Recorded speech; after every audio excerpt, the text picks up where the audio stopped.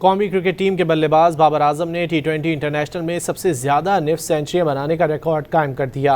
लाहौर में जारी तीसरे T20 में बाबर ने ऑस्ट्रेलिया के खिलाफ 36 गेंदों पर नाकाबिले शिकस्त 50 रन बनाए और अपने T20 इंटरनेशनल करियर की 39वीं निफ्ट सेंचुरी बनाकर भारत के विराट कोहली को पीछे छोड़ दिया।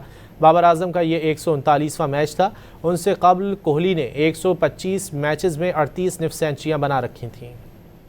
कौमी क्रिकेट टीम के बल्लेबाज बाबर आजम ने T20 इंटरनेशनल में सबसे ज़्यादा निफ्ट सेंचुरियां बनाने का रिकॉर्ड कायम कर दिया। लाहौर में जारी तीसरे T20 में बाबर ने ऑस्ट्रेलिया के खिलाफ 36 गेंदों पर नाकाबिले शिकस्त 50 रन बनाए और अपने T20 इंटरनेशनल करियर की 39वीं निफ्ट सेंचुरी बनाकर भारत के विराट कोहली को पीछे छोड़ दिया। बाबर आजम का ये 139वां मैच था। उनसे कबल कोहली ने 125 मैचेस में 38 निफ्ट सेंचुरियां बना रखी थीं। कौमी क्रिकेट टीम के बल्लेबाज बाबर आजम ने T20 इंटरनेशनल में सबसे ज़्यादा निफ्ट सेंचुरियां बनाने का रिकॉर्ड कायम कर दिया।